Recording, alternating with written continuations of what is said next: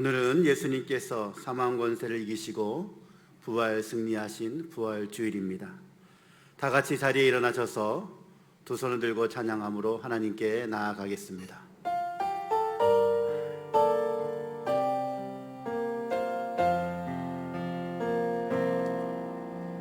주의 보좌로 나아갈 때에 어떻게 나가야 할까?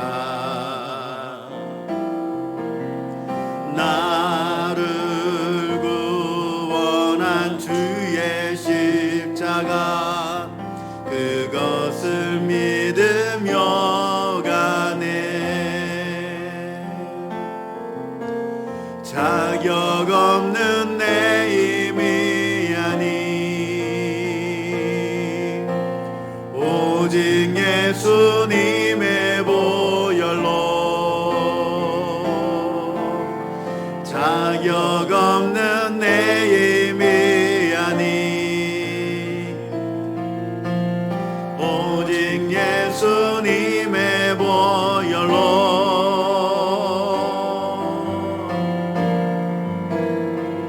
십자가의 보혈,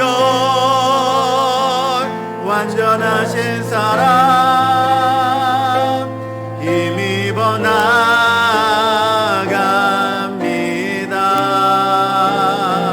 십자가의 보혈,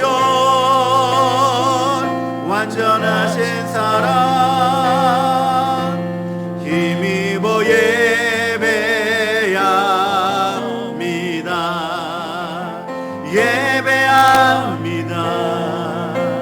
찬양합니다. 주님만 날 다스리소서. 예배합니다. 찬양합니다.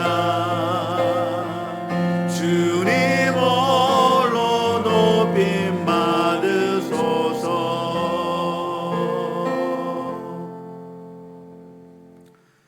부활의 소망을 주신 하나님, 우리에게 구원의 은혜와 영생의 부활을 허락하시니 감사를 드립니다. 부활의 아침에 모든 나라와 민족과 백성이 하나님 앞에 예배하게 하시고, 송탄 제일교회 모든 가족과 성도들이 감사와 기쁨으로 예배할 수 있도록 은혜를 더하여 주시옵소서. 우리 모인 곳에 임재하셔서 영광을 받아주시고, 나라 민족과 성도들에게 긍휼의 은혜와 회복과 치유의 은혜와 평강의 은혜를 더하여 주시옵소서. 예수님의 이름으로 기도하옵나이다. 아멘. 찬송가 165장 하나님 앞에 찬양으로 영광 올려드리겠습니다.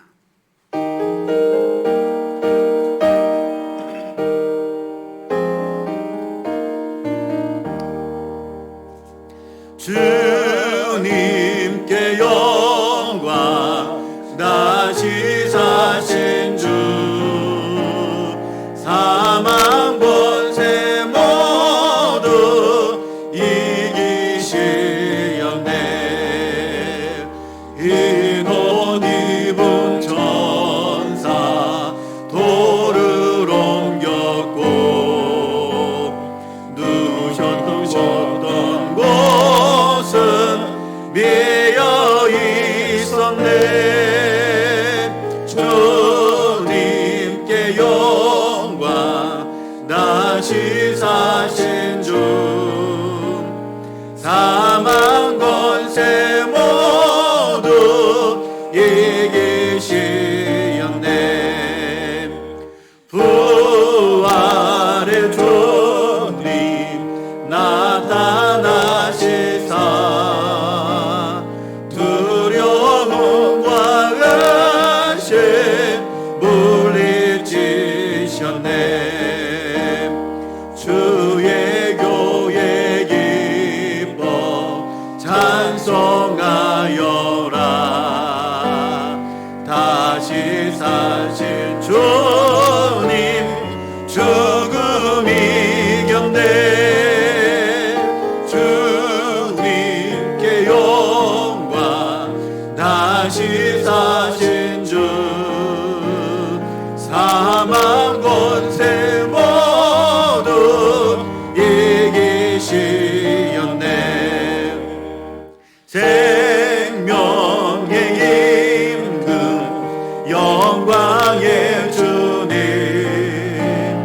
주님 없는 삶은 헛될 뿐이라. 주의 사랑으로 세상 이기고 요단 건너 번향하게 하소서. 주님께 영광 다시 사신 주 사망 권세 모두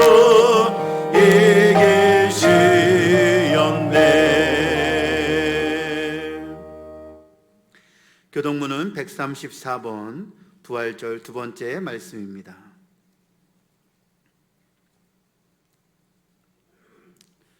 내가 받은 것을 먼저 너희에게 전하였노니 이는 성경대로 그리스도께서 우리 죄를 위하여 죽으시고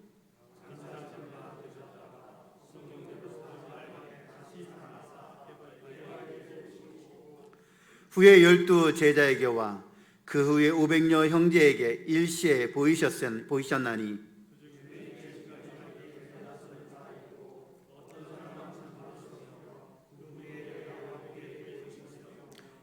그 위에 모든 사도에게와 맨 나중에 만삭되지 못하여 난 나 같은 내게도 보이셨느니라.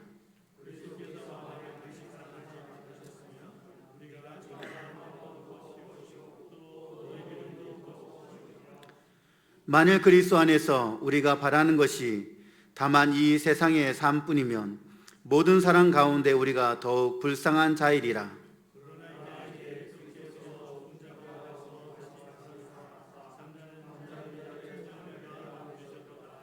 아멘.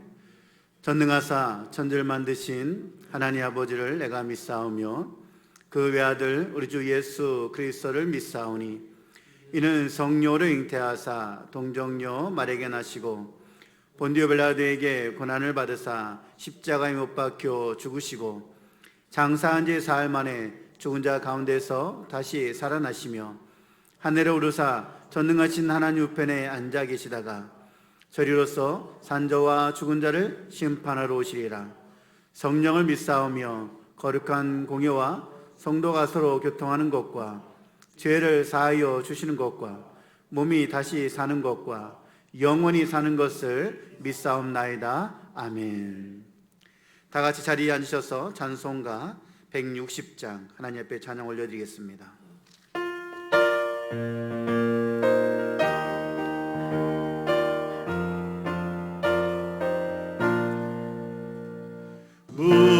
무덤에 머물러 예수 내 구주 새벽 기다렸네. 예수 내 주 원수를 다 이기고 무덤에서 살아나셨네. 어두움을 이기시고 나와서 성도와 함께 길이 다스리시네.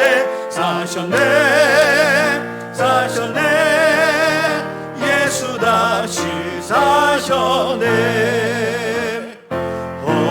헛되이 지키네 예수 내 구주 헛되이 범하네 예수 내 주 원수를 다 이기고 무덤에서 살아나셨네. 어두움을 이기시고 나와서 성도와 함께 길이 다스리시네. 사셨네 사셨네 예수 다시 사셨네. 거기 못 가두네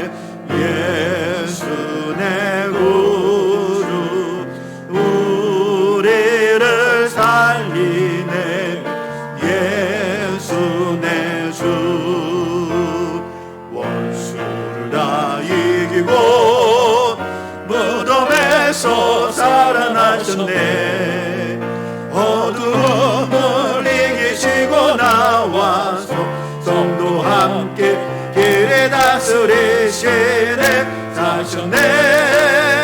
사셨네 예수 다시 사셨네.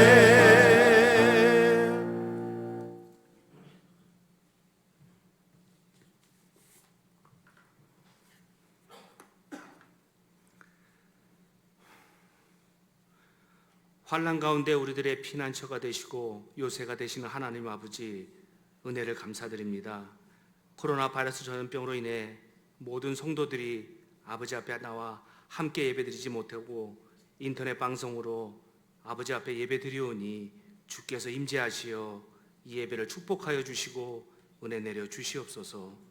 거룩한 주일 아침에 아버지 앞에 나와 예배드리며 찬양으로 영광 올려드렸던 지난 세월 동안의 모든 것들이 아버지께서 우리에게 넘치도록 베풀어 주신 한없는 은혜로 말미암은 것임을 다시 깨닫는 귀한 시간 되도록 인도하여 주시옵소서.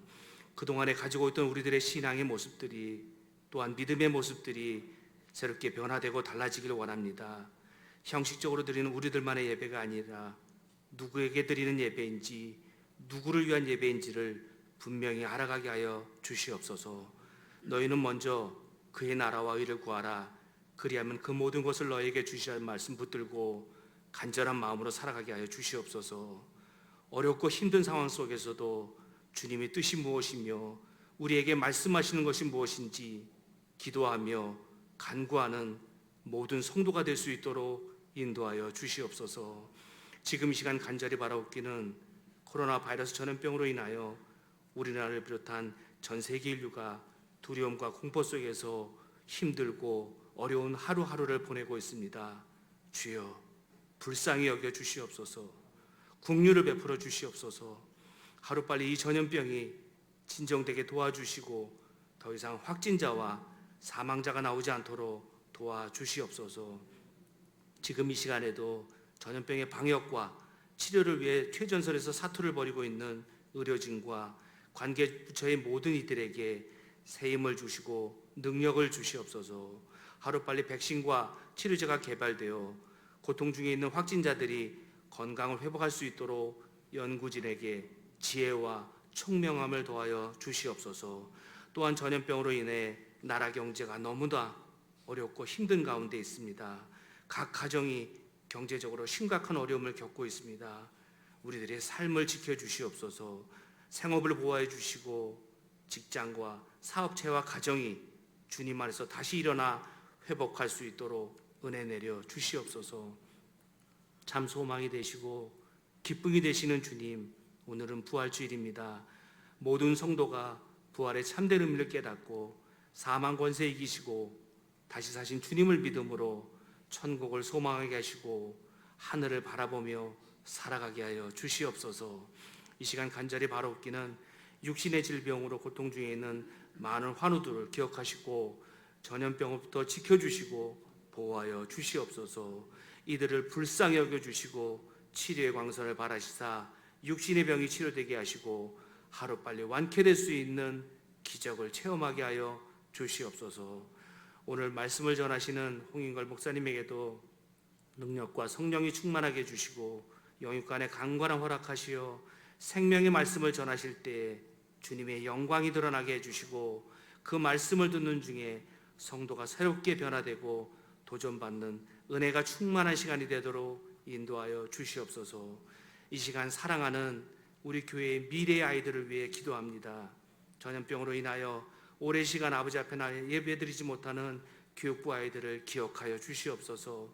예배를 드리지 못함으로 인하여 아이들의 믿음이 나약해지거나 결코 흔들리지 않도록 붙들어 주시옵소서. 아이들이 말씀 안에서 잘 양육되며 어려움과 난관을 잘 이겨내서 다시 모여 함께 예배드릴 때까지 전염병부터 건강 지켜주시고 우리 아이들을 위해 모든 성도가 관심과 사랑과 기도를 부탁드립니다. 각 가정에서 영상으로 드려지는 예배가 하나님께는 영광이 되게 하시고 모든 성도들에게는 평안과 치유와 위로가 되는 복된 예배가 되도록 은혜 내려 주시옵소서. 모든 것 감사드리옵고 죽음의 권세를 이기시고 부활하신 예수님의 이름으로 기도드렸사옵나이다. 아멘.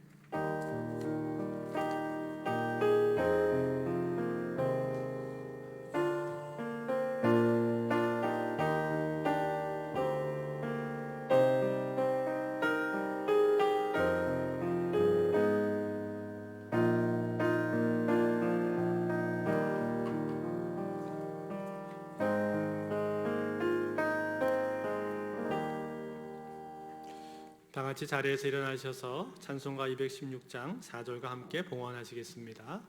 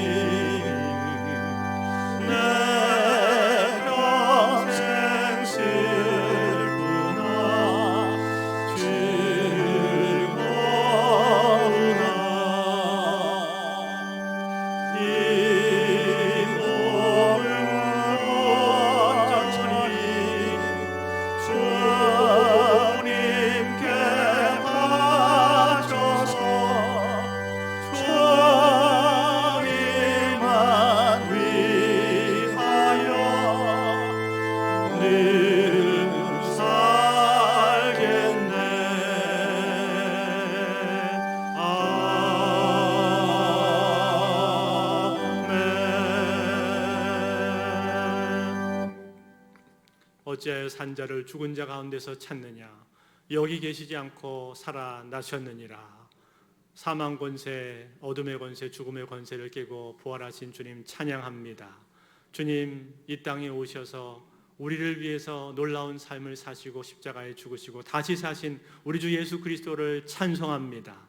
주님 우리를 구원하신 하나님의 놀라운 사랑을 찬양하고 다시 사셔서 우리에게 영원한 생명과 소망을 주신 주님 감사합니다. 주님 이 부활의 아침에 우리를 하나님 앞에 예배하게 하시니 감사하며 우리에게 참 생명과 소망 주신 우리 하나님을 믿음의 눈으로 바라보게 하셔서 감사합니다. 이 부활의 아침 하나님이 주신 은혜에 감사하여 귀한 예물을 드립니다. 부활주일 헌금과 또 감사헌금과 11조와 또 기타 여러 예물로 우리 아버지 앞에 올리오니 이 예물과 함께 우리의 믿음도 받아주시고 부활하여 생명 되신 주님의 참된 소망이 우리 삶이 될 수 있도록 우리의 소망 될 수 있도록 축복하여 주시옵소서. 경제적으로 어려운 가정마다 살펴주시고 하나님의 크신 사랑과 은혜로 함께해 주셔서 이 모든 어려움을 능히 극복하고 이기게 도와주시고 예수 그리스도 부활과 함께 이 땅에 있는 코로나도 사라지게 축복하여 주시옵소서. 성령께서 함께해 주실 것을 믿고 감사하며 예수 그리스도의 이름으로 기도합나이다. 아멘. 자리에 앉으시기 바랍니다.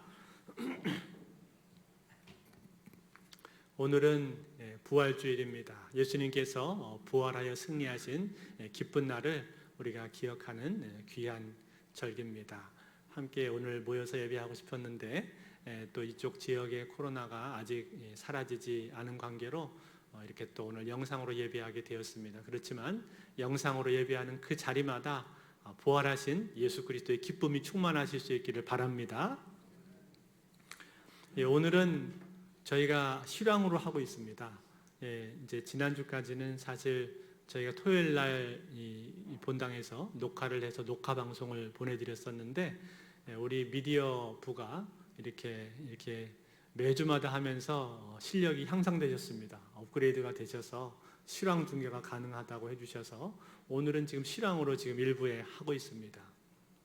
감사하고요. 또 2부는 이제 일부 예배 녹화된 거를 함께 예배를 드리시면 되겠습니다. 부활절 헌금은 계좌로 이체해 주시기를 바랍니다. 다음 주일 예배는 또 향후 상황을 지켜보면서 다시금 우리 성도님들께 공지를 해드리도록 그렇게 하겠습니다. 하루속히 우리가 주일날 모이게 되기를 바라고요. 새벽 예배는 지금 시작을 했습니다. 새벽 예배는 인원 수가 많지 않고 하기 때문에 저희가 나라에서 요구하는 7가지 사항을 다 지키면서 그렇게 이제 지난 우리 고난 주간 새벽 예배부터 시작이 됐습니다. 매 주일부터 금요일 새벽 5시에 대예배실에서 진행이 되겠고요. 몇 가지 지켜야 될 내용들이 있습니다. 오실 때는 꼭 마스크를 착용해 주시고 또 예배 중에도 마스크를 계속 착용해 주시기 바랍니다. 또 입장 전에 1층에서 안내위원들 지시를 따라 주시고 발열 체크가 있습니다. 이렇게 비접촉 체온계로 체크를 해 주시는데 체크를 꼭 받으시고 또 앉으실 때는 스티커 부착한 자리에 착석을 해 주시면 되겠습니다. 2m 간격을 저희가 지켜야 되기 때문에 그렇습니다. 또 4시 40분부터 6시까지 시간을 지켜주시면 되겠고요. 이상 증상이 있으신 분들은 참여를 자제해 주시기를 부탁을 드립니다. 면역력이 약하다든지 기저질환이 있으신 분, 미열이나 기침 등이 있으신 분, 혹은 최근 14일 이내에 외국에 방문하셨거나 외국 방문하신 분과 또 접촉을 하셨거나, 혹은 확진자의 이동 경로하고 겹친 적이 있으신 분, 혹은 직업이나 생활 특성상 이제 다중시설, 유동인구가 많은 시설을 이용하게 되는 분 등 보시고 좀 이렇게 참여를 자제하는 게 좋겠다 하시는 분들은 또 가정에서 그렇게 기도해 주시기를 부탁을 드리겠습니다. 헌금은 계좌로 이체하실 수가 있겠습니다. 하실 때 헌금 종류와 이름하고 꼭 감사 제목 써주시기 바라겠습니다. 교회 관리 집사 모집하고 있습니다. 58세 이하의 신체 건강하신 분, 세례교인 서리 집사 이상으로 신앙 고백이 확실하신 분, 이력서와 자기소개서 그리고 관리 관련된 자격증이 있으시면 사본을 같이 내주시면 되겠습니다. 우리 같이 인사하실 때 오늘 부활절 인사하시겠습니다. 예수 그리스도 부활하셨습니다. 이거 좀 까먹으셨네. 예수 그리스도 부활하셨습니다 하면 여러분들이 진실로 부활하셨습니다 하셔야 됩니다. 그럼 제가 할렐루야 그러면은 아멘 하시면 되고 한 번 더 하겠습니다. 예수 그리스도 부활하셨습니다. 할렐루야 아멘. 한번 좌우분들하고 같이 가족들끼리 또 인사하시겠습니다. 부활절 인사로 인사하겠습니다.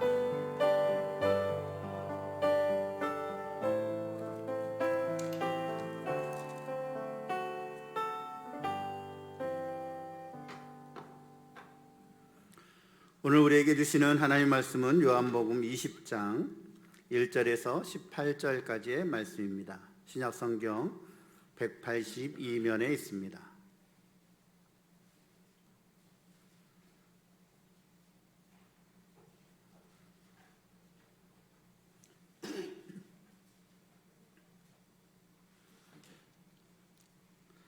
제가 봉독을 해드리겠습니다.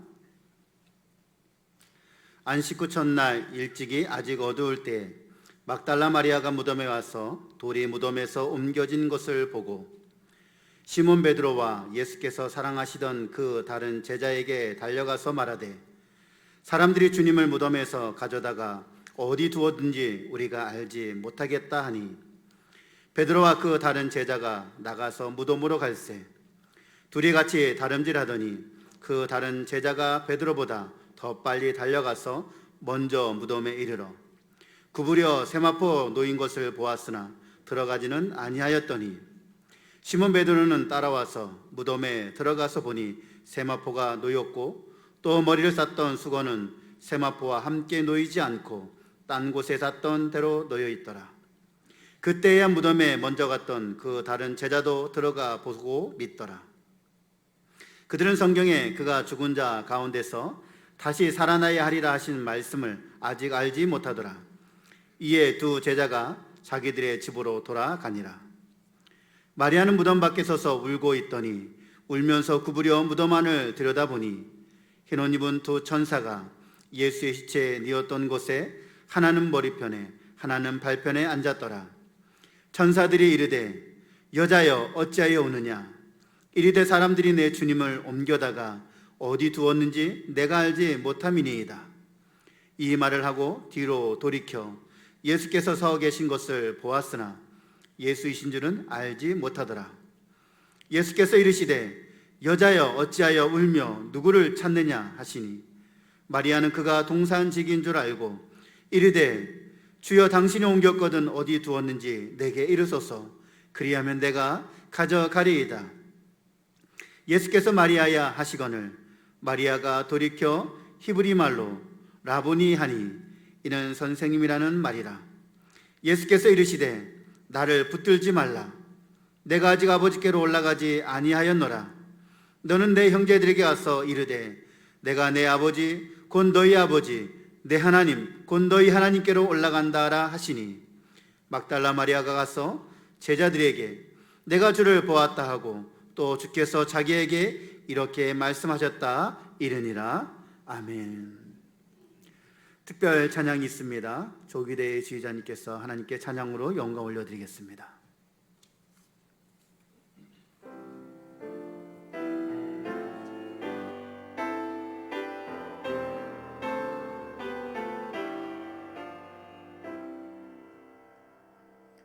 나 어젯밤에 잘 때 한 꿈을 꾸었네. 그 옛날 예루살렘 성의 곁에 섰더니 허다한 아이들이 그 묘한 소리로 주 찬미하는 소리 참 청아하도다. 천군과 천사들이 화답함과 같이 예루살렘 예루살렘 그 거룩한 성아 호산나 노래하자 호산나 부르자.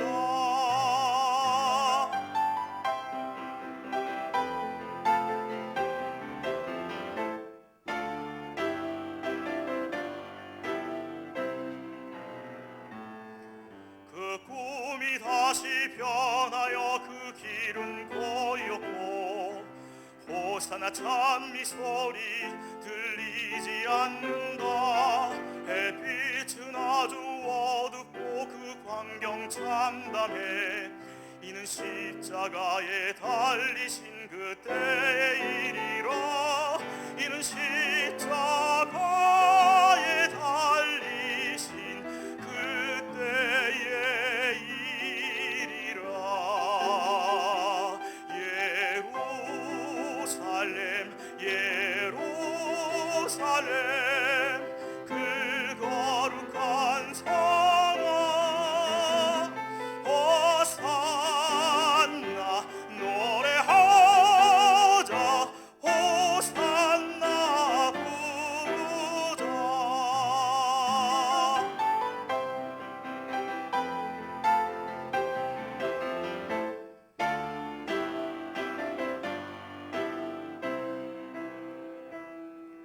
그 꿈이 다시 변하여 이 세상 다가고 그 땅을 내가 보니 그 유리 바다와 그 후에 환한 영광이 다 창에 비치니 그 성에 들어가는 자 참 영광이로다. 밤이나 낮이 없으니 그 영광뿐이라. 이 영광 예루살렘 성 영원한 곳이라. 이 영광 예루살렘 성 참 빛난 곳일세. 예루살렘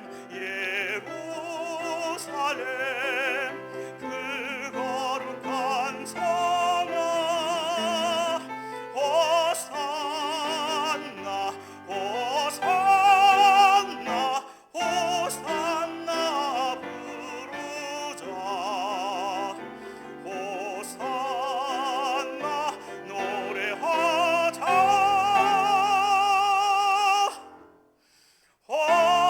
호산나 호산나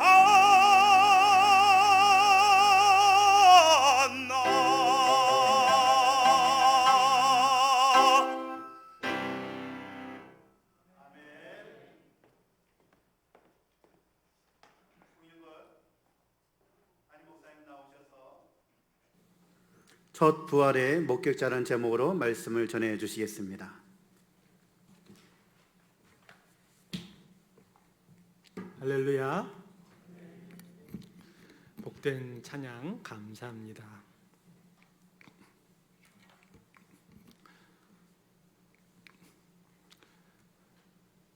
첫 번째라고 하는 것은 언제나 특별한 의미를 갖습니다. 첫 사랑, 첫 출근, 첫 아들. 저는 지금도 저희 집 큰아들이 태어났을 때 그 감격을, 그 느낌을 생생하게 기억을 하고 있습니다.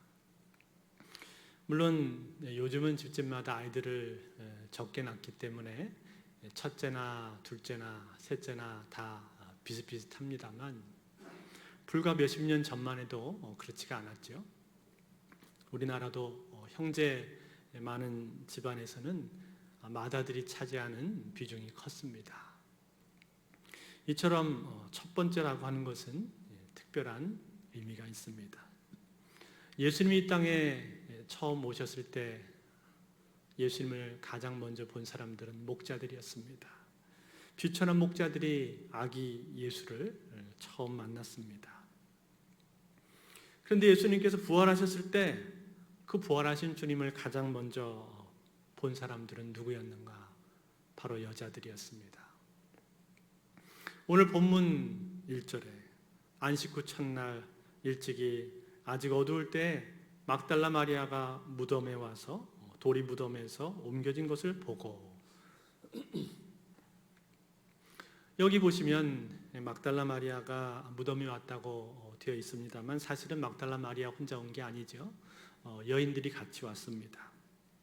마태복음 28장 1절에 보면은 막달라 마리아와 다른 마리아가 그렇게 기록이 되어 있고요. 또 마가복음 16장 1절에서는 막달라 마리아와 야고보의 어머니 마리아 그리고 샬롬에 그렇게 기록이 되어 있습니다. 뿐만 아니라 누가복음 24장 1절에서는 여자들이 그렇게 기록을 한 것을 볼 때 이 새벽에 예수님 무덤에 처음 찾아온 사람들이 누구였는가? 바로 여자들이었습니다. 그 중에서도 막달라 마리아의 이름이 항상 처음에 나오는 것을 보면은 이 막달라 마리아가 이 무리들의 리더격이었다는 것을 우리가 알 수 있고, 또 주님을 많이 사랑하는 그런 사람이었다라는 것을 우리가 볼 수가 있죠. 그래서 새벽에 이렇게 일찍 아직 어두울 때 무덤을 찾아왔습니다. 여러분, 이 여인들이 주님의 무덤을 찾아온 이유가 무엇입니까? 그것은 주님의 무덤이 어떻게 되었을까 궁금하기 때문에 그렇기도 하고, 또 이 향료를 바르기 위해서 온 것입니다. 예수님께서 십자가에 달리신 시간은 금요일 오전 9시였습니다. 그리고 돌아가신 시간은 오후 3시였습니다. 6시간가량을 십자가에 달려 계셨는데요. 그리고 다음 날은 토요일, 그러니까 안식일이었습니다. 근데 유대인들은 토요일 날, 안식일 날 일을 하지 않기 때문에 실제로 예수님의 장사 치를 수 있는 그런 시간은 넉넉하지가 않았습니다. 다행히 그때 아리마대 사람 요셉이라는 사람이 빌라도에게 가서 담대하게 예수의 시신을 달라고 요청을 합니다. 빌라도가 시신이 죽었는지 확인해 보라고 하자 로마 군인들은 창으로 예수님의 옆구리를 찔렀죠. 그때 물과 피가 따로 나왔습니다. 물과 피가 따로 나왔다는 말은 의학적으로 사망했다는 것을 뜻하는 것입니다. 죽은 것을 확인한 후에 시신을 내주었습니다. 아리마대 요셉은 부자였다고 성경이 기록을 하고 있는데요. 그는 골고다 근처에 동산에 돌무덤을 가지고 있었습니다. 그래서 급하게 유대 장례 절차에 따라서 예수님을 장례를 치렀습니다. 세마포로 곱게 쌓아서 거기에다가 향품을 넣었습니다. 이 향품은 니고데모가 가져왔다고 되어 있는데요. 이 니고데모는 어떤 사람인가? 요한복음 19장 39절에 보면은 니고데모를 이렇게 소개해주고 있습니다. 일찍이 예수께 밤에 찾아왔던 니고데모도 모략과 침향 섞은 것을 100리트라쯤 가지고 온지라. 기억나시죠? 니고데모가 과거에 밤늦게 예수님 찾아왔던 사람입니다. 뭔가 해결되지 않는 궁금증 때문에 바리새인이었음에도 불구하고 예수님께 찾아와서 신앙적인 질문을 던졌던 바로 그 사람, 유대인에 관한 그 사람입니다. 그 사람이 그 이후로 변화가 된 것 같습니다. 그래서 예수님을 추종하게 되었고, 그리고 예수님이 돌아가셨을 때 이 아리마대 요셉에게 와서 침향과 모략을 섞은 것을 가져왔다, 그렇게 말하고 있습니다. 모략이라는 것은 썩는 것을, 시체가 썩는 것을 방지하는 방부제 역할을 하는 것이고요. 침향은 시체를 염할 때 그때 모략과 함께 바른 일종의 향료입니다. 이것을 100리트라쯤 가지고 왔다고 했습니다. 100리트라면 굉장히 많은 양입니다. 약 35kg 정도가 되는데요. 이것은 보통 왕족의 장례식 때 쓰는 정도의 양이라고 합니다. 그러니까 이것은 뭘 보여주고 있습니까? 이 과정을 통해서 예수 그리스도야말로 진정한 왕이다라는 사실을 하나님께서 은연중에 지금 나타내고 있는 거 아닙니까? 자, 이렇게 해서 향료를 발라서 세마포에 잘 쌓아서 장례를 치렀습니다. 그렇지만 상당히 급하게 장례를 치른 것이죠. 여인들은 안식일 날이 지나고 난 다음 날 새벽에 예수님의 무덤에 일찍 다시 갔습니다. 다시 가서 향료를 다시금 제대로 바르고, 그리고 더 정성스럽게 무덤을 정리하고 싶었던 것 같습니다. 그래서 그 새벽 일찍에 예수님의 무덤을 찾아갔습니다. 그런데 한 가지 걱정이 있었죠. 무덤에 가면은 누군가가 무덤 문을 돌을 굴려줄 사람이 있어야 되는데 굴려줄 사람이 없는 것입니다. 우리나라처럼 매장 문화가 아니기 때문에, 물론 이제 매장하는 경우도 있다고 합니다만, 대부분은 유대 지역은 이 돌무덤을 사용을 하고 있었습니다. 그러니까 큰 바위 안에다가 굴을 뚫어가지고 무덤으로 쓴다든지, 아니면은 자연적인 이 동굴을 사용해서 무덤으로 하고 시체를 안에다가 안치하고 바깥에는 돌로 문을 만들었습니다. 근데 보통 이 돌이 굉장히 무겁기 때문에 이 돌을 옮기려면은 어른 장정 한 5-6명이 붙어야만 이것을 옮길 수가 있었다고 합니다. 그런데 지금 여기 가는 사람들은 여자들만 가는 거잖아요. 그러니까 돌을 옮겨줄 만한 사람이 없는 것이죠. 그래서 근심하면서 가고 있었는데 가보니까 어떻게 됐습니까? 돌이 옮겨져 있습니다. 주님의 무덤의 문이 열려져 있는 거예요.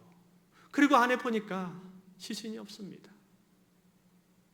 깜짝 놀랐습니다. 아니 도대체 시신이 어디 가버렸는가? 누가 주님의 시신을 가져갔단 말인가? 너무나도 당혹스럽고 놀라서 어쩔 줄 몰라 하고 있는데, 이 막달라 마리아가 그때 고민하다가 제자들에게 빨리 알려야 되겠다 생각을 했습니다. 그래서 뛰어간 사람이 요한과 베드로를 향해서 뛰어갔습니다. 오늘 본문에 보시면은 요한이라고 뚜렷이 명시가 되어 있지는 않습니다만 2절에 보면은 예수께서 사랑하시던 그 다른 제자라고 되어 있는데, 이 사람이 바로 요한입니다. 요한은 요한복음서를 쓰면서 종종 자기 자신을 일컬어서 이런 식으로 표현을 많이 했습니다. 겸손의 표현으로 자기 이름을 얘기 안 하고 사랑하시던 제자다, 그렇게 표현을 많이 했습니다. 이 요한과 베드로에게 가서 이 마리아가 말합니다. 예수님의 무덤 문이 열려 있습니다. 그리고 시신이 없습니다. 그 말을 듣고 깜짝 놀란 요한과 베드로가 동시에 즉시 달려갑니다. 오늘 성경에 보니까 둘이 동시에 출발했다고 되어 있는데, 근데 도착은 요한이 더 빨리 도착을 했습니다. 아마도 요한이 베드로보다 더 젊었던 것 같습니다. 아니면은 운동신경이 뛰어났던지 동시에 출발했는데 요한이 더 빨리 무덤에 도착했습니다. 요한은 무덤에 도착한 뒤로 바로 무덤으로 들어가지 않았습니다. 무덤 문이 열려 있는 것을 보면서 그 앞에서 자세히 관찰을 합니다. 도대체 어떻게 된 일인가? 이게 요한의 그 성격인 것 같아요. 조심스러운 그런 모습을 보여주고 있습니다. 그렇게 무덤문 밖에서 관찰을 하고, 그리고 살짝 굽혀서 안쪽을 들여다 보니까 세마포가 놓여 있는 것이 보였습니다. 바로 그때 베드로가 도착을 했습니다. 아마 숨을 헐떡거리면서 베드로가 왔겠죠. 근데 베드로는 오자마자 좌우 볼 거 없이 안으로 그냥 쑥 들어가 버립니다. 이게 이 베드로의 성격인 것 같아요. 굉장히 성격이 급하고 다혈질입니다. 안에 들어가 보니까 어떻게 되어 있었습니까? 6절과 7절입니다. 우리 한번 같이 읽어볼까요? 6절과 7절 같이 한번 읽겠습니다. 시작. 시몬 베드로는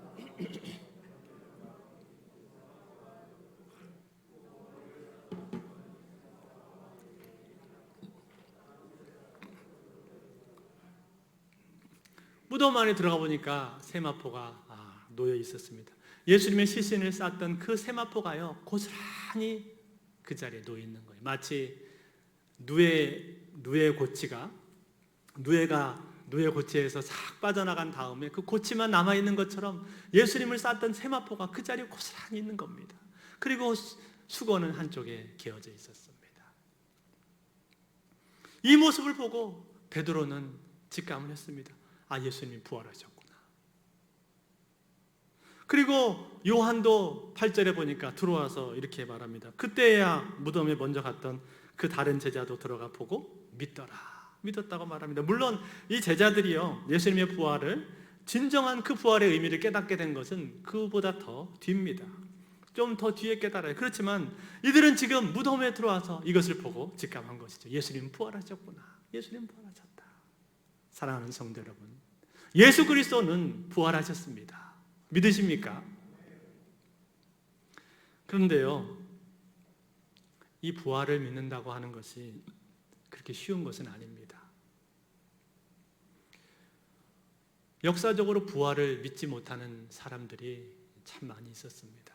지금 이 시대도 마찬가지입니다. 어떻게 사람이 죽었다가 다시 살아날 수가 있단 말인가? 그래서 이 부활을 믿지 못하는 사람들이 그렇게 많습니다. 심지어는 교회를 다니면서도, 교회 나오면서도, 교회 생활한 지가 오래되었는데도 불구하고 이 부활에 대해서는 믿지 못하는 그런 사람들이 왕왕 있습니다. 머리로는 다 압니다. 교리로는 다 배웠습니다. 근데 실제로는 믿지 않는 거예요. 자기 마음속으로는 그 부활을 믿고 있지 못한 것입니다. 그래서 이렇게 말을 합니다. 에이, 기독교니까 그런 거지. 그렇게 그냥 그렇다고 하니까 그렇게 생각을 하는 거지. 그런가 보다 하고 하는 거지. 그런 게 어디 있어. 어떻게 사람이 죽었다가 다시 살아나. 그냥 그렇다고 하니까 그냥 그런가 보다 하고 넘어가는 거지. 이렇게 말을 하는 사람들이 있다 이 말이에요. 근데 여러분 잘 들으십시오. 부활을 믿지 못하면요, 그것은 기독교가 아닙니다. 부활을 믿지 못하면요, 그건 기독교가 아니에요. 기독교는 무엇인가? 기독교는 부활의 핵심입니다. 십자가와 부활, 이 두 가지가 기독교의 핵심이에요. 그러니까 부활을 믿지 못하면 그 사람은 제대로 된 신앙인이라고 말을 할 수가 없다는 거예요. 여러분, 사도들이 복음을 증거할 때 보십시오. 사도들이 복음을 증거하는 장면을 보면요, 반드시 부활에 대한 얘기를 합니다. 십자가와 부활, 이 두 가지를 항상 얘기했습니다. 한번 보실까요? 고린도전서 15장 3절 4절 우리 한번 같이 읽어보겠습니다. 고린도전서 15장 3절 4절 같이 읽습니다. 시작. 내가 받은 것을 먼저 너희에게 전하였노니 이는 성경대로 그리스도께서 우리 죄를 위하여 죽으시고 장사 지낸 바 되셨다가 성경대로 사흘 만에 다시 살아나사. 아멘. 뭐라고 했습니까? 내가 받은 것을, 내가 받은 게 뭡니까? 복음이에요. 복음. 사도 바울이 내가 받은 것을 먼저 너희에게 전하였노니, 복음을 지금 전한다 이 말이에요. 내가 지금 너희들에게 복음을 전하는데 복음의 내용이 뭐예요? 성경대로 그리스도께서 죽었다가 성경대로 사흘 만에 다시 살아나사, 예수 그리스도가 죽고 다시 살아난 것, 이것이 복음이다 이 말이에요. 또 여러분 로마서 4장 25절을 한번 보겠습니다. 로마서 4장 25절도 같이 읽겠습니다. 시작. 예수는 또한 우리를 의롭다 하시기 위하여 살아나셨느니라. 아멘. 뭐라고 했습니까? 예수를 우리가 범죄한 것 때문에 내줌이 되고, 내줬다는 말은 십자가에 죽으셨다는 말이죠. 또한 우리를 의롭다 하시기 위하여 살아나셨느니라. 의롭다 하기 위해서 살아나셨다고 말을 했습니다. 그러니까 부활로 말미암아서 우리가 의롭게 되었다 이 말 아닙니까? 부활로 인해서 의롭게 된 거예요. 그리고 우리가 잘 알고 있는 많이 암송하는 로마서 10장 9절 10절 말씀 있죠? 이것도 한번 같이 읽어보겠습니다. 시작. 내가 만일 내 입으로 예수를 주로 시인하며 또 하나님께서 그를 죽은 자 가운데서 살리신 것을 내 마음에 믿으면 구원을 받으리라. 사람이 마음으로 믿어 의에 이르고 입으로 시인하여 구원에 이르느니라. 아멘. 자, 여러분 여기 보십시오. 내가 만일 내 입으로 예수를 주로 시인하며 예수님을 주로 시인했습니다. 그리고 하나님께서 그를 죽은 자 가운데서 다시 살리신 것을 내 마음에 믿으면, 뭘 믿는다고요? 하나님께서 예수님을 죽은 자 가운데서 다시 살리신 것을 내 마음에 믿으면, 그러면 뭘 얻는다고요? 구원을 받으리라. 구원을 받는답니다. 그러니까 여러분 무슨 말입니까? 예수님이 다시 살아난 걸 믿지 못하면 구원 못 받는다는 말 아니에요. 그 말 아닙니까? 부활을 믿지 못하면요 구원 못 받습니다. 구원 못 받아요. 내가 가진 믿음이 부활을 믿지 못하는 믿음이다. 그거는 구원받는 믿음이 아니라 그 소리예요. 그러니까 제대로 된 신앙, 제대로 된 믿음은 예수 그리스도의 십자가만 믿는다고 되는 것이 아니라 다시 사신 것, 부활하신 그 부활을 믿는 믿음이 진짜 믿음이고 구원을 받는 믿음이다라는 거예요. 그러니까 여러분 이 부활이라는 것이 얼마나 중요한 겁니까? 얼마나 중요한 거예요. 그런데 여러분 과거에 어떤 사람들은 이 부활을 믿지 않기 위해서 제자들이 예수의 시신을 도둑질해 갔다 그렇게 말을 퍼뜨린 사람들이 있었습니다. 도적설이죠, 도적설. 여러분 한번 생각해 보십시오. 이게 말이 되는가 한번 생각해 보세요. 도둑질하는 사람이 시신을 도둑질하러 무덤에 들어왔으면은 얼마나 급합니까? 들키지 않기 위해서 빨리 빠져나가야 되는데 시신을 얼른 들고 나가야 될 거 아니에요. 근데 언제 무슨 정신이 있어 그 세마포를 다 벗기고 그것도 다시 원상복귀를 다 해놓고 그러고 나가냐 이 말이에요. 도둑질하는 사람이 그럴 정신이 어디 있습니까? 이거는 말이 안 되는 거죠. 더군다나 이 제자들이 지금 어떤 사람들입니까?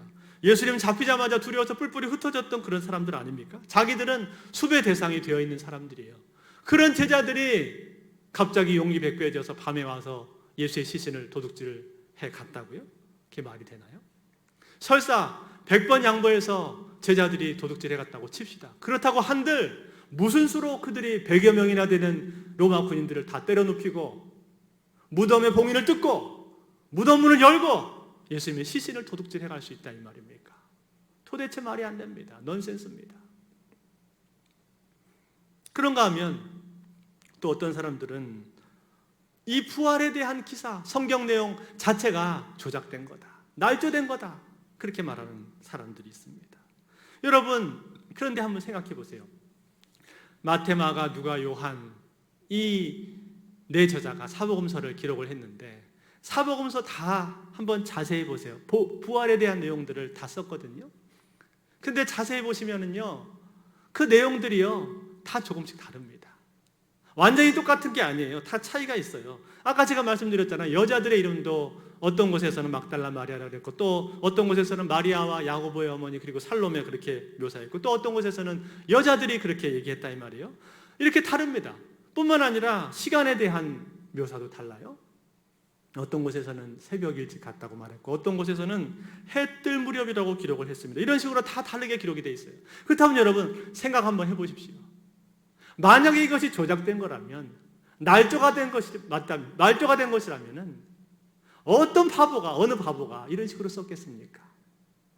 조작을 했다면은 당연히 서로 입을 맞췄죠. 서로 입을 맞춰가지고 통일되게끔 딱 쓰지 않았겠어요? 어느 바보가 조작하면서 이렇게 쓰겠냐고 의심이 들게끔. 그런데 여기는 다 이렇게 차이가 있게끔 기록이 되어 있다 이 말이에요. 무슨 뜻입니까? 조작된 게 아니라는 거예요. 이 내용은 그저 사람들이 자기가 본 대로 본 대로 들은 대로 그리고 자기가 보고 느낀 대로 기록했다 이 말이에요. 그저 사실대로 기록을 한 겁니다. 그러니까 어떤 사람은 어둑어둑할 때쯤에 출발했으니까 새벽이라고 썼고, 어떤 사람은 도착해보니까 해가 비치는 것 같으니까 해 뜰 무렵이라고 그렇게 썼다 이 말이에요. 다 다르게 기록이 된 거예요. 이것이 정말 조작된 것이고 날조가 된 것이라면 절대 이렇게 기록을 하지 않죠. 입을 딱 맞춰가지고 의심할 여지가 없게끔 만들지 않겠습니까? 더군다나 여러분, 이것을 증거한 사람들이 누구예요? 여자들이에요. 여자들이 누굽니까? 여러분, 유대 사회에서는요, 여자들은 사람이지만 사람 취급을 못 받았습니다.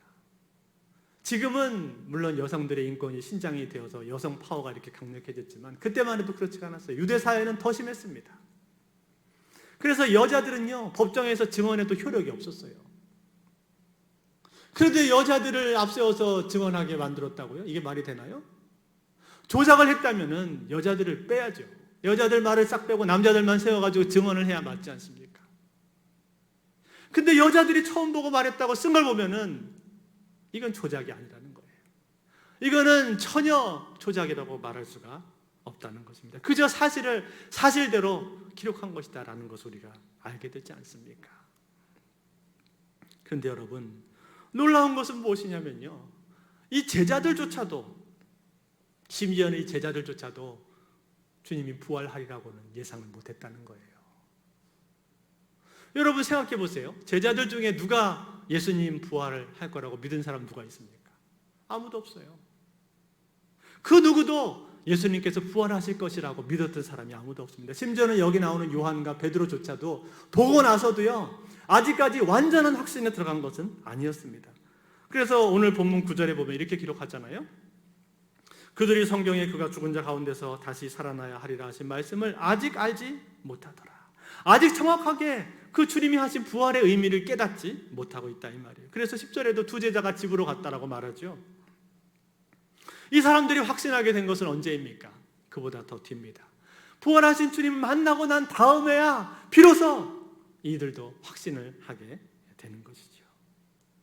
그런데 여러분, 오늘 본문에 잘 보니까 이 제자들이 주님을 다시 만나기 전에 먼저 주님 만난 사람이 있습니다. 누굽니까? 막달라 마리아입니다. 막달라 마리아는요, 무덤 밖에 서서 울고 있었습니다. 그녀는 집에 가지 않았습니다. 여러분, 막달라 마리아가 집에 가지 않은 이유가 무엇입니까? 주님을 사랑하기 때문이죠.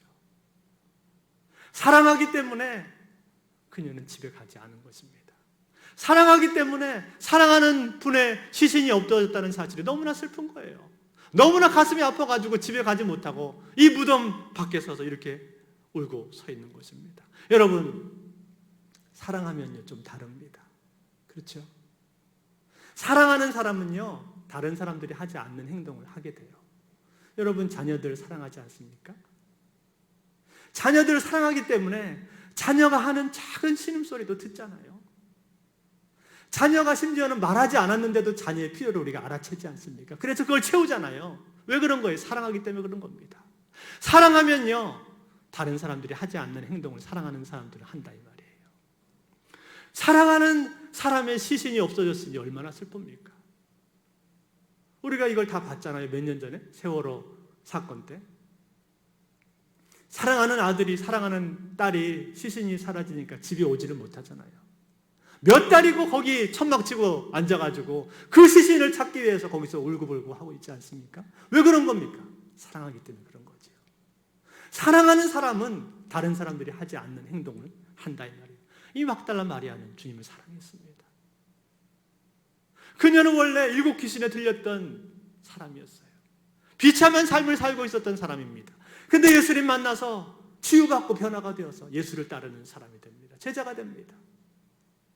그리고 주님을 깊이 섬기고 사랑했습니다. 사랑했기 때문에 새벽 이른 아침에 무덤에 온 것이고, 사랑했기 때문에 지금 떠나가지 않고 여기에 남아 있는 것입니다. 오늘 본문 11절에 이렇게 말했습니다. 마리아는 무덤 밖에 서서 울고 있더니 울면서 굽으려 무덤 안을 들여다보니,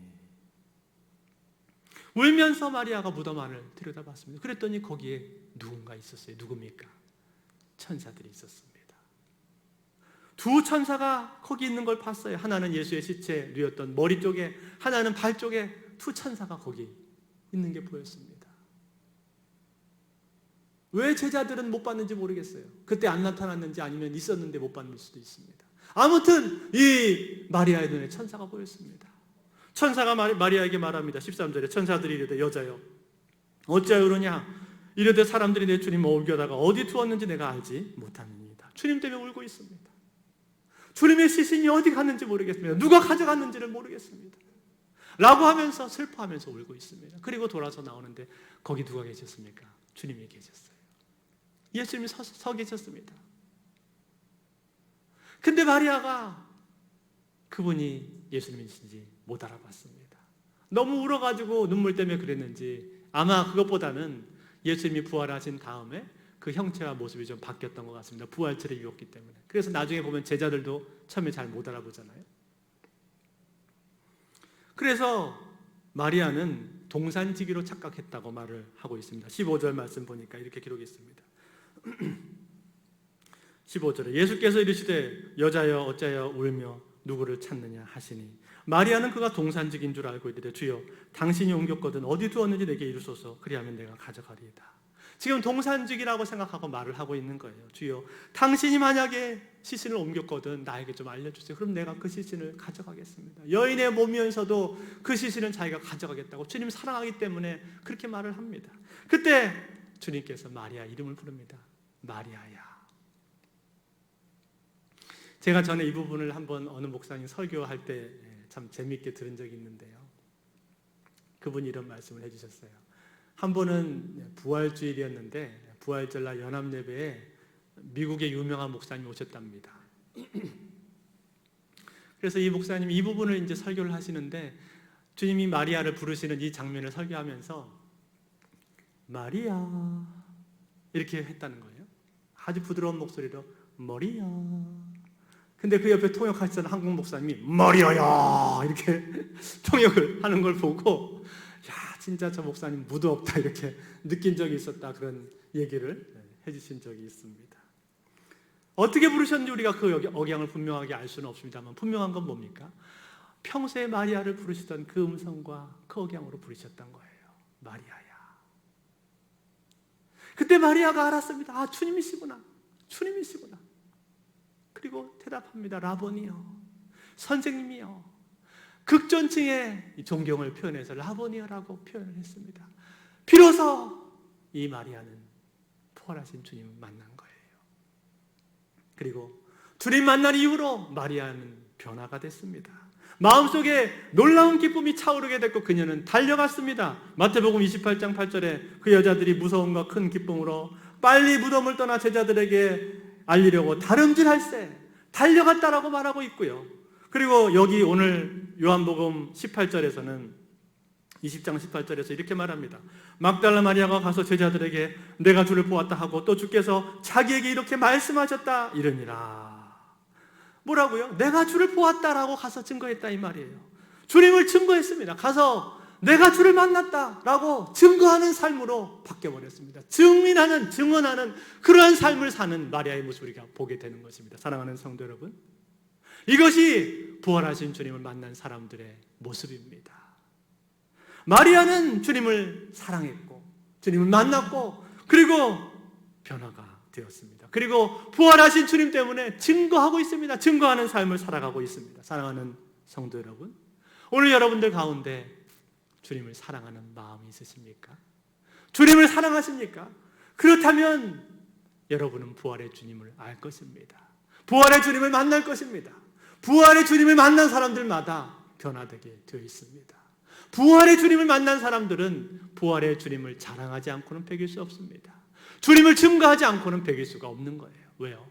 주님이 살아계시니까. 믿으십니까? 그러므로 여러분, 부활의 주님을 여러분이 아신다면 그 주님을 증거하실 수 있기를 바랍니다. 내가 만난 주님, 내가 만난 예수님, 그분이 다시 사셨다. 그 사실을 전할 수 있는 여러분들 되실 수 있기를 바랍니다. 그런데 여러분, 변화가 된 사람은요, 이 여인만이 아니었습니다. 부활하신 주님 만난 사람들마다 다 변화가 되었습니다. 여러분, 이 사실은 이것이야말로 부활의 가장 확실한 증거입니다. 무슨 말인가 하니, 제가 앞서서 부활이 사실일 수밖에 없는 증거를 몇 가지 말씀을 드렸지 않습니까? 그런데 이 부활 사건이 정말 사실일 수밖에 없는 가장 큰 이유, 가장 확실한 이유가 무엇입니까? 그것은 제자들의 모습입니다. 제자들의 모습이 바뀌어버렸습니다. 부활하신 주님 만난 다음에 제자들은 변화됐어요. 원래 제자들이 어떤 사람들이었습니까? 겁쟁이였습니다. 예수님이 잡혀가셨을 때 그들은 모두 도망가 버렸습니다. 십자가에 달려있는 그 순간 속에서도, 그 순간에도 예수님 옆에 남아있었던 사람은 거의 없었습니다. 다들 숨었고 집에 들어가서 문을 걸어 잠그고 오들오들 떨면서 이 일이 어떻게 될 건가 두려워서 떨고 있었던 그런 사람들이었습니다. 그런데 그 사람들이 어떻게 됐어요? 부활하신 주님 만난 다음에는 사자처럼 담대해졌습니다. 담대하게 선포하는 사람들로 바뀌어버렸어요. 그래서 예수 그리스도는 부활하셨다 라고 외치고 다니는 모습으로 변화되어 버렸다 이 말이에요. 바뀌어버렸다 이 말이에요. 이게 제자들의 모습이에요. 여기서부터 여러분 교회가 시작이 된 것입니다. 부활 때문에 교회가 시작이 된 거예요. 그래서 유명한 이 신학자였던 C.H. 더드라고 하는 신학자는요, 이런 말을 했습니다. 부활신앙은 교회 안에서 막연하게 생긴 이야기가 아니다. 교회가 만들어낸 이야기가 아니다. 부활신앙은 교회를 존재하게 만든 믿음이다.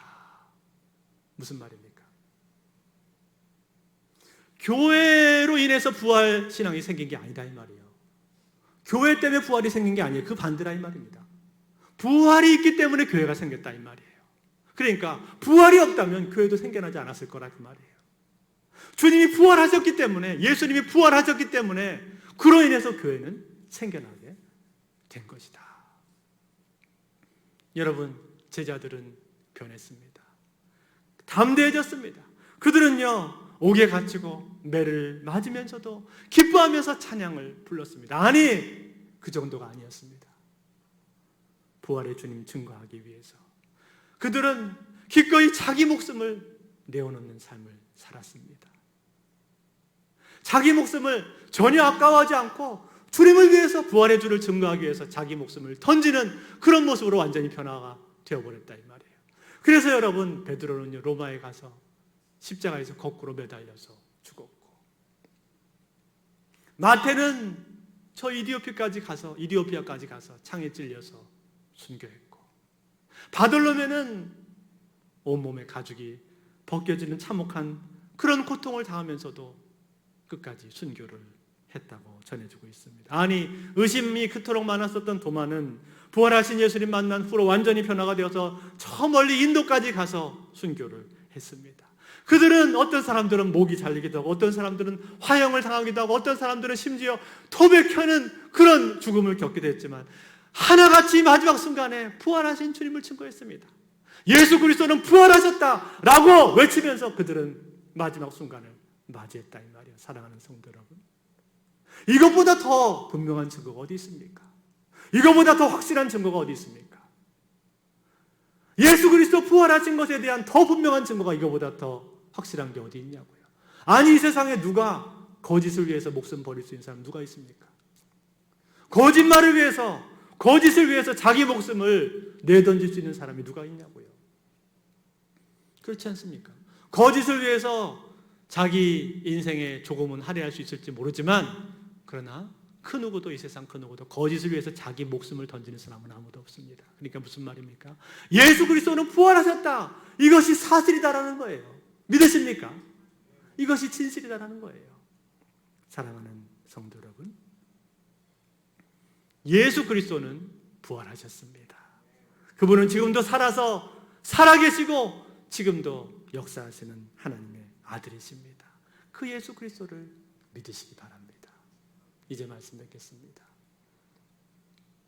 영국의 탁월한 저널리스트였던 프랭크 모리슨이라는 사람이 있습니다. 이 사람은 예수 부활은 허구적인 신화에 불과하다, 그런데 크리스찬들이 이것을 모르고 그걸 믿고 있는 거다 라고 말을 하면서 이것이 사실이 아니라는 사실을, 그것을 증명하기 위해서 했었던 사람입니다. 그래서 책을 쓰려고 마음을 먹었습니다. 근데 책을 쓰려면 대충 쓰면 안 되니까 자세히 조사를 하기 시작해서 예수님의 십자가 사형 선고 그 재판에서부터 시작해서 예수님의 죽음까지 역사적인 자료들, 고고학적인 자료들, 또 법률적인 자료들, 이런 모든 자료들, 각종 문서들을 자세히 리서치하고 조사를 했습니다. 책 제목까지도 미리 다 정해놨어요. Who moved the stone? 누가 돌을 옮겼는가? 그렇게 해놓고 일을 시작했는데, 근데 이 책은요, 놀랍게도 처음 의도하고는 전혀 다르게 책이 쓰여지고 말았습니다. 그래서 이 책을 완성할 때쯤 돼서는요, 이 책의 1장 제목이 뭐가 됐는지 아십니까? 1장 제목이 이렇게 돼버렸습니다.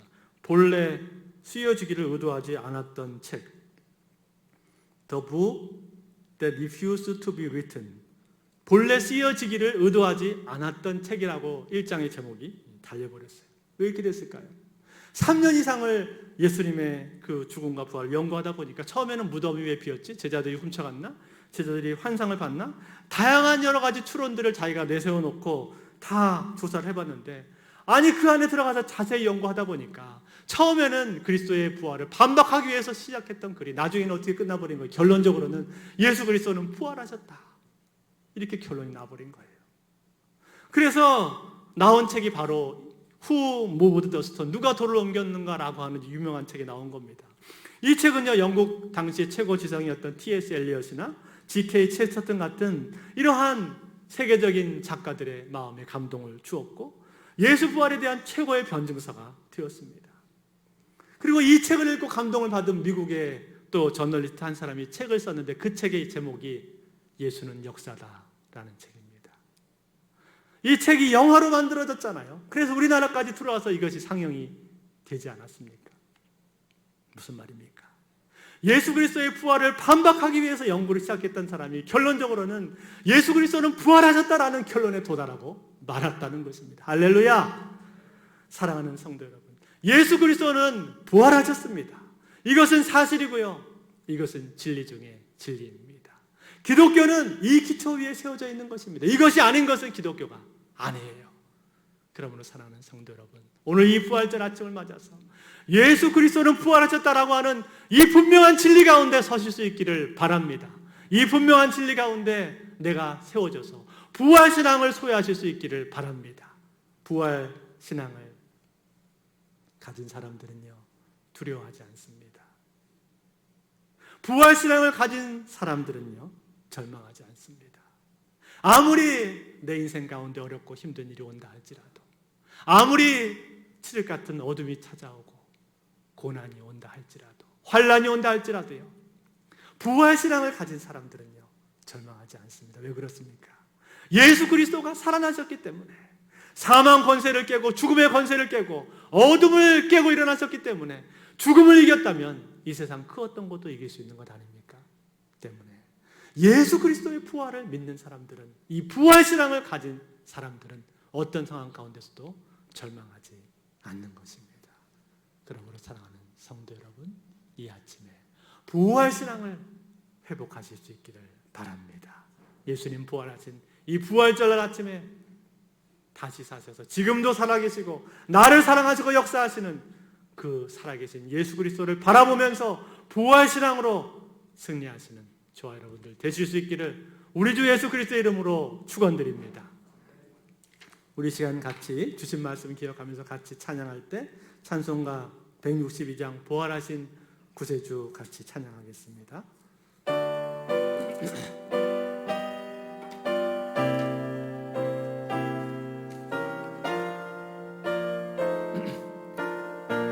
부활하신 구세주, 부활하신 구세주 나 항상 섬기네. 온 세상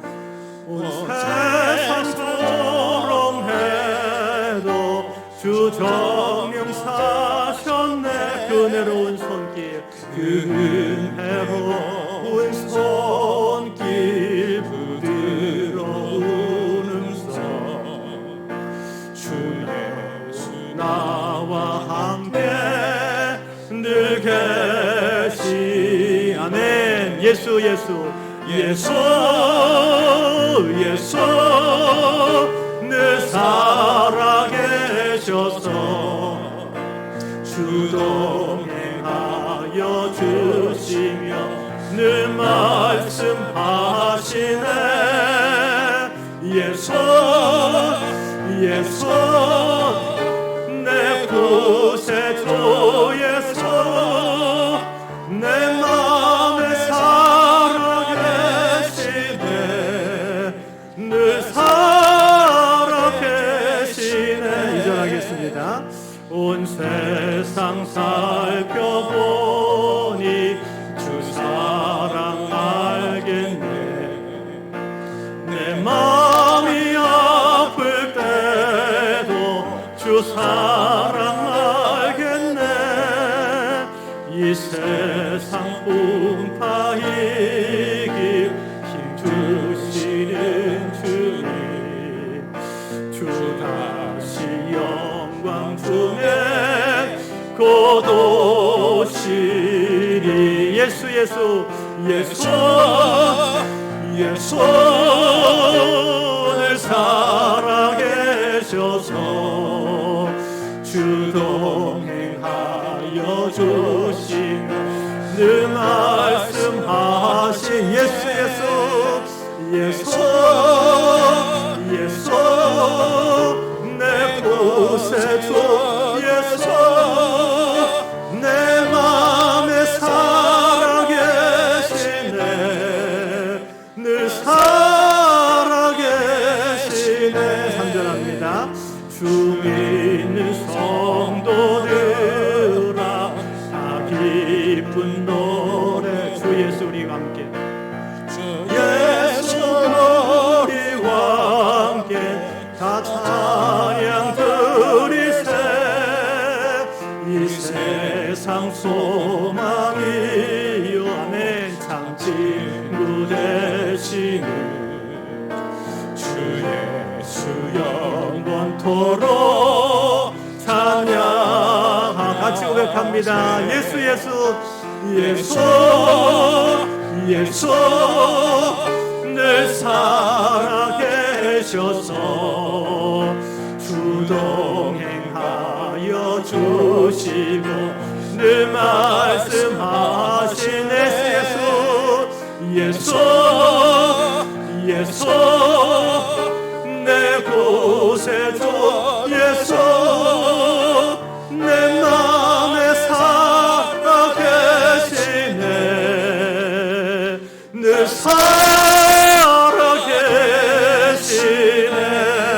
살아계시네. 할렐루야. 우리 시간 같이 기도하겠습니다. 부활하신 주님 지금도 살아계십니다. 사망 권세, 어둠의 권세, 죽음의 권세를 깨고 일어나신 우리 주님, 그 주님이 살아계신 것을 믿습니다. 주님, 이 믿음 가운데 굳건하게 서게 하여 주시고 지금도 살아서 역사하시는 그 부활의 주님 날마다 만나며 주님 사랑하며 증거하는 삶 살게 하여 주옵소서. 이 세상에 그 어떤 절망과 어둠의 터널 같은 그러한 환난과 고통이 온다 할지라도 죽음의 권세를 깨고 일어나신 부활의 주를 바라보며 주님 때문에 승리하는 그러한 삶을 살도록 도와주시옵소서. 우리 같이 한번 기도합니다. 기도하겠습니다. 하나님 아버지 감사합니다. 우리 주 예수 그리스도 사망 권세, 어둠의 권세, 죽음의 권세를 깨고 일어나신 주님 감사합니다. 주님께서 아버지 이 땅의 모든 아버지 흑암의 세력들과 어둠의 세력들을 멸하시고 사망 권세를 깨고 일어나시고 다시 살아나셔서 다시 살아나셔서 우리에게 참된 소망이요 부활의 기쁨을 주셔서 감사합니다. 그 살아계신 하나님의 역사가 오늘도 우리와 함께합니다. 아버지가 살아서 역사하시는 하나님의 능력이 우리의 손과 함께하심을 믿습니다. 아버지 부활의 능력 가운데 거하게 도와주시고 부활의 주님을 믿을 수 있는 굳건한 믿음을 아버지 우리 심령 속에 허락하여 주시옵소서. 이 믿음을 가지고 살아가게 인도하여 주셔서 이 땅의 모든 환난과 어려움들을 능히 감당하며 이겨낼 수 있도록 성령님 역사해 주시고 주님을 더욱 깊이 사랑하며 주님만을 증거하며 자랑하는 우리의 삶 될 수 있도록 아버지 역사하여 주시옵소서. 살아계신 주님, 부활의 주님 찬양합니다. 사망 권세, 죽음의 권세, 어둠의 권세를 깨고 부활하신 주님 찬송합니다. 주님이 살아서 역사하시기 때문에 일어나셨기 때문에 우리의 진정한 소망이 되셨고 우리의 구원이 되셨고 우리가 이 땅을 살아갈 때 우리가 언제든지 의지할 수 있는 살아계신 주님 되어주신 것 감사합니다. 주님, 이 믿음을 날마다 소유할 수 있도록 축복하여 주시옵소서. 이 부활의 신앙 가운데 굳건하게 설 수 있도록 인도하여 주시옵소서. 주님이 부활하셨기 때문에 이 세상 그 어떤 어려움과 고통도, 어떤 사망과 같은 그러한 두려움도 우리가 깨고 일어나며 절망을 소망으로 바꿀 수 있는 주님의 능력을 신뢰하게 인도하여 주시고 이 부활의 소망을 가지고 살아갈 수 있도록 축복하여 주시옵소서. 이제는 우리 주 예수 그리스도의 은혜와 하나님 아버지 무한하신 사랑과 성령님의 교통하심이 사망 권세와 죽음의 권세를 깨고 살아나신 우리 주 예수 그리스도 부활의 주님, 영광의 주님을 바라보며 이 땅을 사는 동안에 주님을 더 사랑하고 주님을 증거하고 주님 때문에 모든 어둠을 뚫고 승리하기를 소망하는 이 자리에 모인 모든 심령들 위해 함께 하시는 모든 예배 초소에서 예배하는 모든 주의 자녀들 위해 이제로부터 영원토록 함께 계실지어다. 아멘.